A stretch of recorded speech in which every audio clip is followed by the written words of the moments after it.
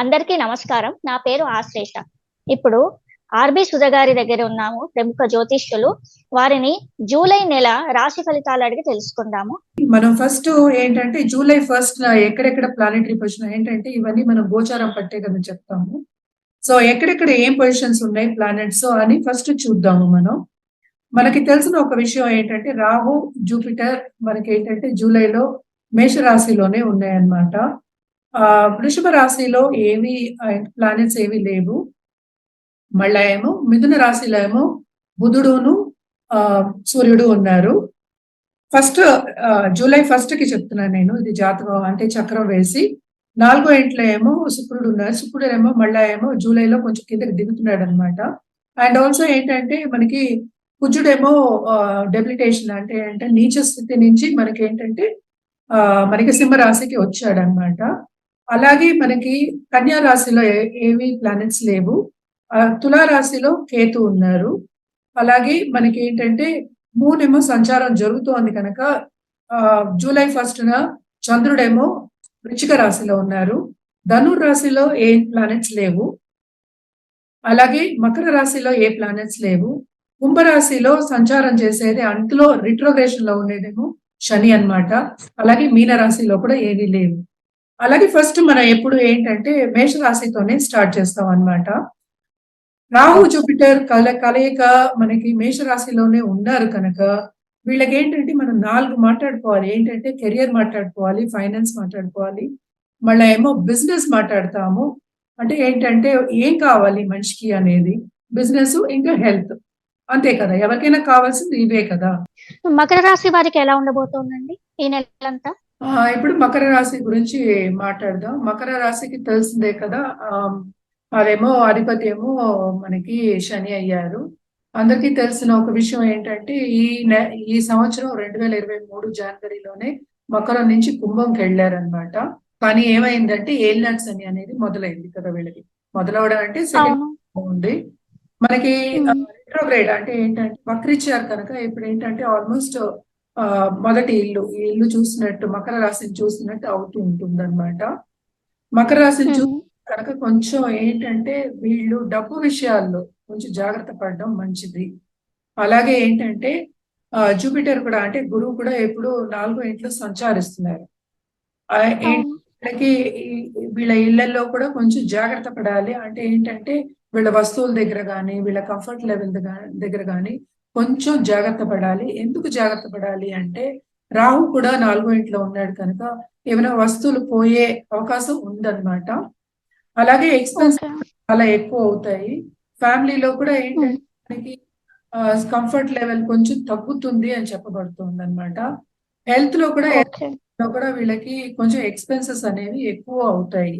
అలాగే మనకి వచ్చాము అంటే మిక్స్డ్ రిజల్ట్స్ అనేది చూపిస్తోంది ఈ నెల మనం మాట్లాడుకునేది జూలై 2023. ఎందుకంటే కేతు అన్న ఆయన 10వ ఇంట్లోకి వచ్చాడు అంతే కదా. 4వ ఇంట్లో రాహు, కేతు ఉంటారు. వీళ్ళకి ఆపర్చునిటీస్ వస్తాయి కానీ కొంచెం చూసుకుని వెళ్ళడం అనేది బెటర్ అన్నమాట. వీళ్ళకి మంచి ఆపర్చునిటీస్ వస్తాయి కానీ కొంచెం జాగ్రత్త పడాలి. అలాగే ఏంటంటే శుక్రుడు ఏంటంటే ఇప్పుడు 10th లో 8th లో పడినట్టు అయ్యాడు అనమాట. అందుకోసం అంటే మనకి లాసెస్ వచ్చేవి కొంచెం కనిపిస్తున్నాయి. అందుకని మిశ్రమంగా ఉందని ముందే చెప్పాడు అనమాట. వీళ్ళకి కాంపిటీషన్ చాలా స్టిఫ్ కాంపిటీషన్, అంటే కాంపిటీషన్ ఎక్కువగా ఉంటుంది. అలాగే బిజినెస్ ఏంటంటే వీళ్ళు కొంచెం చేంజ్ చేసుకోవాలి, వాళ్ళ బిజినెస్ స్ట్రాటజీని చూసుకోవాలి, ఒకసారి కొంచెం ముందుకు వెళ్ళాలి. అలాంటప్పుడు ఈ జాగ్రత్తగా చూసుకుని పైకి రావాలి అనేది సూచిస్తున్నాం అనమాట. ఫైనాన్స్ పరంగా వచ్చామంటే వీళ్ళకి ఎక్స్పెన్సెస్ ఇంక్రీజ్ అవుతాయి అని ఆల్రెడీ చెప్పాము కదా. ఎందుకని ఇంక్రీజ్ అవుతాయి అంటే 2వ ఇంట్లో మనకి శని గ్రహం ఉన్నారు. ఆయన ఓన్ హౌస్ అయినా డబ్బు చూపిస్తారు, డబ్బు అయితే వస్తుంది. దానికి మించిన ఖర్చు అనేది తప్పదు. ఎందుకంటే ఏలినాడ్స్ అని ఒకటి ఉంది, 2వ ఘట్టం ఏలినాడ్స్ అని, అది 2వ ఇంట్లో.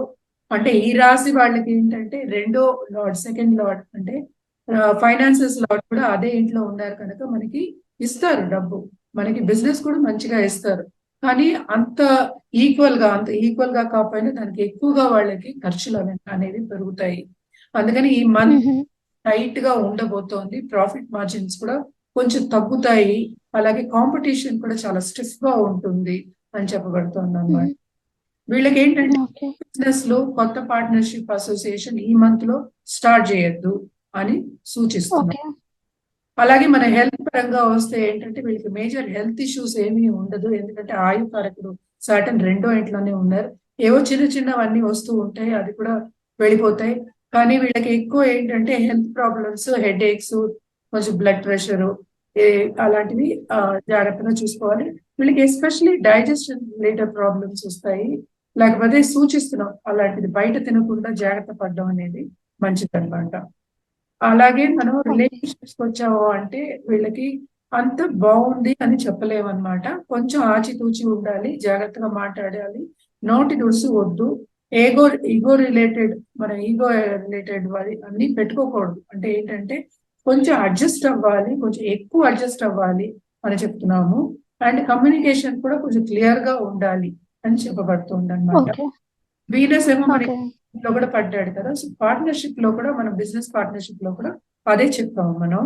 అలాగే ఫ్యామిలీ అనే దాంట్లోకి వచ్చినప్పుడు దీంట్లో అప్స్ అండ్ డౌన్స్ మన ఫ్యామిలీ లైఫ్ లోను అలాగే ఫ్రెండ్స్ తోను అది తప్పదు అని చెప్పబడుతుంది. ఓకే అది కాంబినేషన్ అంత 4,000 బాగాలేదు కనుక కొంచెం కంఫర్ట్ లెవెల్స్ కొంచెం తగ్గుతాయని ఆల్రెడీ మనం మాట్లాడుకున్నాము.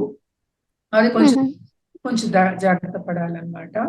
వీళ్ళకి రెమెడీ ఓకే చేయాలి, పరిహారాలు చేయాలి అంటే ఎవ్రీడే వీళ్ళు ఏంటంటే శివుణ్ణి తలుచుకోవచ్చు, ఈశ్వరుణ్ణి తలుచుకోవచ్చు. అలాగే శని ఓకే ఎవ్రీ సాటర్డే వెళ్ళి నవగ్రహాల చుట్టూ తిరగడం, ప్రదక్షిణ చేయడం 11 టైమ్స్ 54 108 టైమ్స్ చేస్తే ఉత్తమం. అలాగే హనుమాన్ చాలీసా తప్పక వీళ్ళు సాటర్డే చదువుకోవడం అనేది మంచిదన్నమాట. అలాగే మనం ఏంటంటే జాతిరత్నాలు ఇస్తాం కనుక అది కూడా ఒక పార్ట్ ఆఫ్ రెమెడియల్ మెషర్స్ కనుక పరిహారాలు కనుక జాతిరత్నాలు ఇస్తాం కనుక మనం ఒకసారి జాతకం చూసిన తర్వాత మనం వాళ్ళకి జాతిరత్నం ఇస్తే వాళ్ళు ఉన్నత స్థాయికి వస్తారు. ఇప్పుడు ఏ నట్స్ అని ఇలాంటి ప్రభావాలు ఉన్న వాళ్ళకి తప్పక జాతిరత్నాలు ధ్యాసగా వెళ్ళాలి అనుకున్న వాళ్ళు తప్పక జాతకం చూపించుకోవడం అనేది ఉత్తమం. మనం ఏమో జాతిరత్నాలు ఇస్తాము, వాళ్ళకి చేయించిస్తాము, ఏ ఆభరణం కావాలంటే చేయించిస్తాం కనుక తప్పక సంప్రదిస్తే వాళ్ళకు ఒక సొల్యూషన్ అనేది దొరుకుతుంది. సంప్రదించవచ్చు కూడా. మన దగ్గర జెమాలజిస్ట్. ఈ రాశిలో ఉన్న ఆడవారికి ఏ పరిహారాలు చేసుకోవాలి? ఆ రాశి వాళ్ళకి అందరికి ఇదే పరిహారం. కానీ ఆ రాశి వాళ్ళకి ఏంటంటే వీళ్ళకి కుటుంబాల్లో కొంచెం కలహం అనేది తప్పదన్నమాట. ఎస్పెషల్లీ పిల్లలకి కొంచెం జాగ్రత్తగానే ఉండాలి, వాళ్ళని కాపాడుకుంటూ ఉండాలి, కనిపెట్టుకుంటూ ఉండాలి. ఎందుకంటే అండర్స్టాండింగ్, కమ్యూనికేషన్ క్లియర్ గా ఉండాలని ఇందాకనే చెప్పాను కదా. అది కొంచెం తగ్గుతుందన్నమాట. అండ్ ఆల్సో కోపతాపాలు అనేది కొంచెం తగ్గించుకుంటే మన హెల్త్ ని మనం కాపాడుకోవచ్చు. అలాగే ఇంట్లో కూడా మనకి ఫ్యామిలీలో కూడా మనకి కొంచెం పీస్ అనేది ఉంటుందంటే కొంచెం ఆతృత అనేది ఉంటుందన్నమాట. ఎందుకంటే గ్రహ ప్రభావాల నుంచి మనం ఏం పూర్తిగా తప్పించుకోలేము. అందుకని పరిహారాలు చేసుకుని కొంచెం ముందుకు సాగడం ఎస్పెషల్లీ ఈ నెల మంచిది. నేను పరిహారాలు ఆల్రెడీ మాట్లాడాను కనుక అది చేసి ముందుకు సాగడం అనేది చాలా మంచిది అన్నమాట. అదే ఉత్తమం కూడాను.